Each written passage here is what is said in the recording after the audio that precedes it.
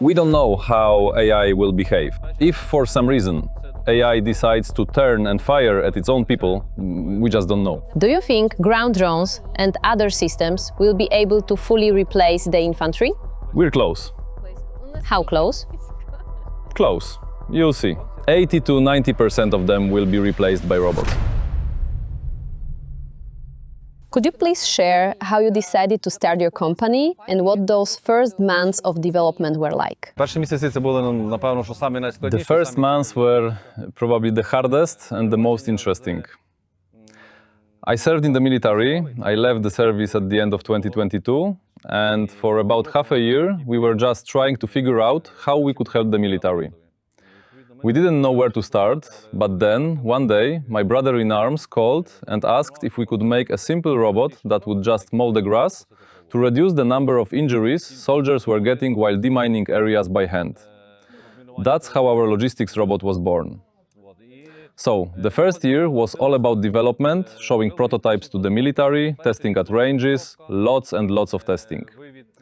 Then, at the start of 2024, the paperwork started. Getting a new product certified. This kind of product wasn't on the market yet, nobody had made it before.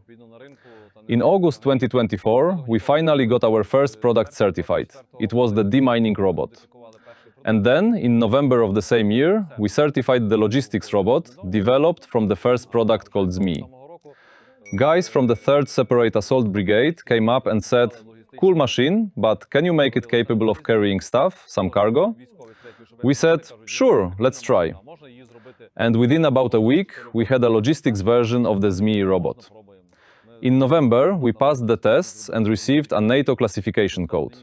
And in 2025, we were scaling up pretty seriously. If in 2024 we produced 60 robots, in 2025 we made 720. This year, we will produce 10 times more, so things are looking good. How did you find the engineers and raw materials needed to build all of this? We used whatever materials we had on hand at our auto repair shop. We had our own shop. As for skills, I'm a mechanic by degree, an underground mechanic. I have 14 years of experience in the mining industry. So I know my way around mechanisms, plus the auto shop, everything there is about mechanisms too. You just apply logic and the laws of physics, and that's it. We didn't do anything extraordinary. We didn't break any laws of physics. I get that making a mower is one thing, but when it comes to an attack ground drone, that's got to be a lot more complicated, right? An attack drone is more complicated in some ways. We focused on making very reliable ground robotic systems. There are people and companies who make great combat weapon modules and turrets, so we collaborated with them. For example, for the combat version of our robot, the Zmiy Droid 12.7, we collaborated with DevDroid. They make a fantastic turret, the soldiers love it. And they love our platform too. So, we joined forces and created the Zmiy Droid 12.7. Right now, we're in the process of certifying the Zmiy Mini equipped with the MK19. That'll be another combat model, equipped with an MK19 grenade launcher for suppressing enemy forces. Before anything goes into production, it gets tested in combat. We personally take the machines to the front or send our guys, and they test them in real battle conditions and give us feedback. This works, this doesn't, change this, keep that. Based on their feedback, we improve the products, and only then do we launch their production. If you have a solid robot, you can build anything based on it. And if you have great engineers, you give them a task, and they can turn it into a product in a week. After that, it's just a matter of testing, which can take a month, 2 or 3. Creating the product itself is pretty quick, but getting it into production and receiving certification takes longer, and that's not something we can rush. It's a new product that has to work on the front lines and, most importantly, be safe for the soldiers using it. That's the main thing. I know that your demining robot is much lighter than foreign equivalents. How did you achieve that? I remember hearing it weighs about a ton. At the same time, similar foreign systems weigh 10 to 20 tons. Every tool has its own niche in a particular environment. If you look at large demining machines, the humanitarian ones, they were designed to clear huge areas, but not in combat situations. Our demining machine was developed specifically for combat. In fact, the first certification we received was from NATO, so it would be classified as military equipment. Only after that did we get a civilian certificate, so it could be used for humanitarian work. Why is it so light? Initially, we wanted to make it light enough to drive over anti-tank mines. That's 250 to 350 kilograms. Roughly the amount of pressure needed to trigger a typical anti-tank mine. But during testing, we realized something else. When a mine sits in a field for a long time, say a year or a year and a half, the fuse inside deforms due to weather conditions and can detonate even under 50 kilograms. So we couldn't keep the robot under 350 kilograms. We made it just a bit heavier, about a ton, so that it can survive anti-tank mine detonations. It can set off an anti-tank mine with its chains and keep going. So it can survive 4 blasts? It can survive 4 blasts in total, but you still have to replace the front axle each time, because it gets damaged. But the machine itself stays intact. If you look at foreign equipment, repairs after a mine blast cost $70,000 to $80,000, because the equipment itself costs $1 million. Ours costs $20,000, and repairs are just $2,000. Plus, we can fix it in a matter of days, because all the parts are Ukrainian and always in stock.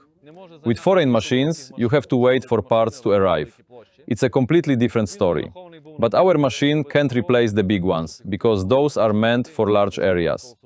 Ours was designed for the front line, to clear a path so the infantry can pass safely and we don't lose soldiers, our brothers in arms, and so they can come home alive and well. But it's also used for humanitarian purposes. For example, to get big equipment into an area, you first need to make small passages. Our machine makes those small passages without using up human resources. Then the big machines come in and clear the large areas. The Kyiv Independent is funded by readers like you. We are currently looking for 4,000 new members to join our community and help us expand independent journalism from Ukraine. If our reporting matters to you, please consider becoming a member. You can find a link in the description below. In 2025, you introduced a model using artificial intelligence. What problems does AI solve for the military in your products? And personally, are you in favor of using AI on the front line? The main risks with AI are the same as with our machines. It's still in constant development and improvement. There's no final version of AI yet, so we can't use it to its full potential because it's still evolving.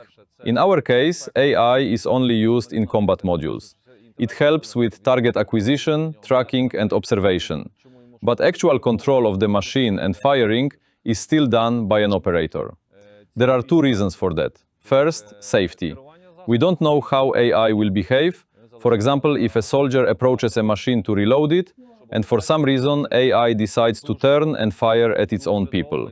We just don't know. So those 2 tasks, controlling the machine and firing, we leave to the operator, to keep everyone safe.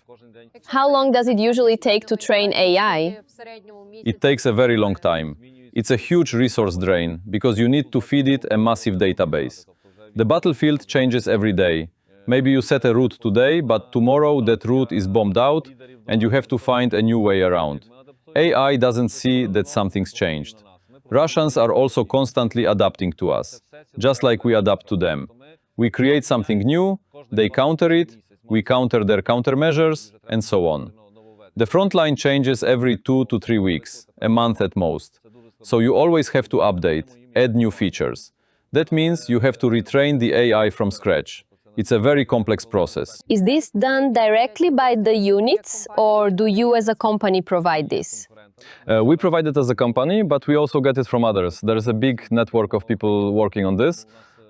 We're not competitors with other manufacturers of ground drones. We're all working together for one big important goal, Ukraine's victory. So we share technology and everything else among ourselves. That's how it works.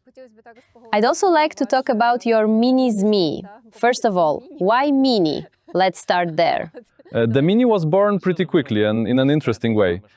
We took our large logistics Zmiy, kept everything the same, but just shrank it down to the minimum size. So small that when you open the lid, there's no room to even fit your hand inside. We reduced its weight, and by doing that, we increased both speed and range. The large logistics Zmiy weighs 850 kilograms and can travel 43 to 60 kilometers. The mini Zmiy weighs 450 kilograms. It can also carry 500 kilograms of cargo, but its range is up to 100 kilometers, and its speed is 15 to 20 kilometers per hour, depending on the terrain. On a flat road, it can reach 20 kilometers per hour. On rough terrain, the operator or team leader decides how fast to go, so that they don't lose the cargo or the wounded person they're evacuating from the battlefield.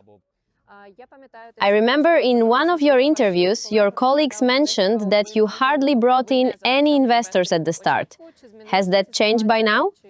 At this point, we still haven't brought in a single investor, not a single bank loan. And if the time comes when we do need to attract investment or set up joint ventures abroad, there's one condition that will always remain unchanged. Production will remain in Ukraine, and the factories will remain in Ukraine. The goal is to boost Ukraine's economy, because the war will end sooner or later.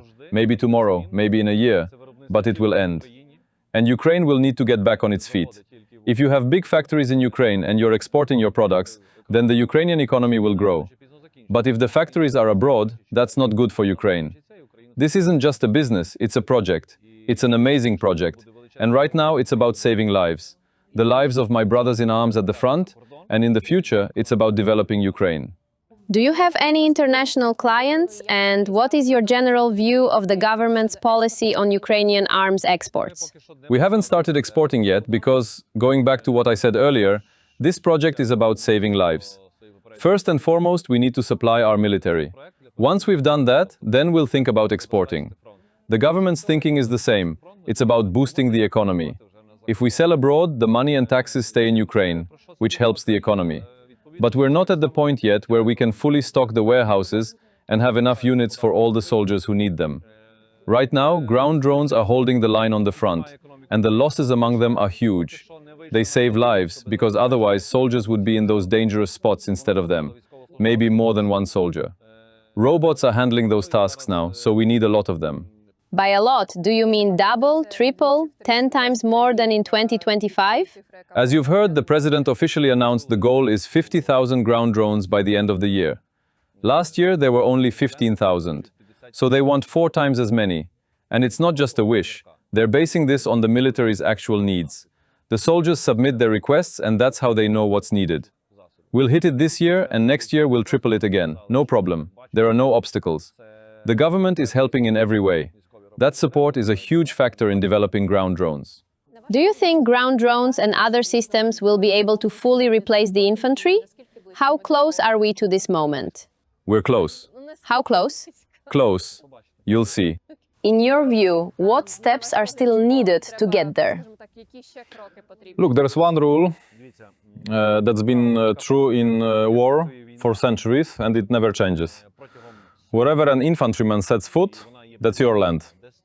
So without soldiers, there won't be a front line. 80 to 90% of them will be replaced by robots. That's a fact, it will happen. But infantry will still have to do their job. Holding territory is the hardest part. Because you can rush in, clear it of enemy forces or not, and pull back. And you might have another way in, or a backup plan, or another attempt to clear and withdraw. But when infantry dig in, they have to hold out for a long time. They have to withstand waves of artillery attacks and airstrikes, everything, right on their shoulders. So the toughest job is still the infantry. So, do you think this combination of ground drones and... It's not just ground drones. There are also remote-controlled turrets. There was a case where a remote-controlled turret held a position for several days, and the Russians couldn't approach because they thought there was a whole infantry squad there. But it was just a robot. The guys would come and reload it every now and then, and it just kept shooting at them. So it's absolutely real. On average, how long does a machine last at the front? It depends. It really depends. We can't predict it or put together any real statistics. For our robots, I know both the best and worst records. The best example was last year, when the 3rd Separate Assault Brigade brought us back one of our vehicles that had been hit, but it had worked for almost 2 months. Almost 2 months. It carried over 40 tons of cargo, survived countless explosive drops by drones, hit mines, survived 2 FPV drone strikes, and the 3rd one finally burned it out. It covered about 15,000 kilometers. And the shortest lifespan was, if I'm not mistaken, just over 300 meters. It just rolled out and got blown up. So there's a huge range in the lifespan and operational cycle of a ground drone. It all depends on the direction, on the unit commander and how they plan the routes, on weather conditions, on the operators, on a lot of things. It requires a lot of knowledge and learning. It's complicated. We haven't had any cases where the equipment failed because of a malfunction. It either gets hit or it gets hit. That's it. Hi all, Anna here with a quick message for you. We've recently launched a bold new campaign to bring in 4,000 new members to the Kyiv independent community, which means if you join now, you'll be part of our most audacious membership effort to date, one that will pave the way for more field reports, investigations, documentaries, newsletters, and interviews just like this one. You have the opportunity to make a tangible impact on the future of the free press in Ukraine, and we'd love to have you along for the ride. There will be a link to our membership page in the description below.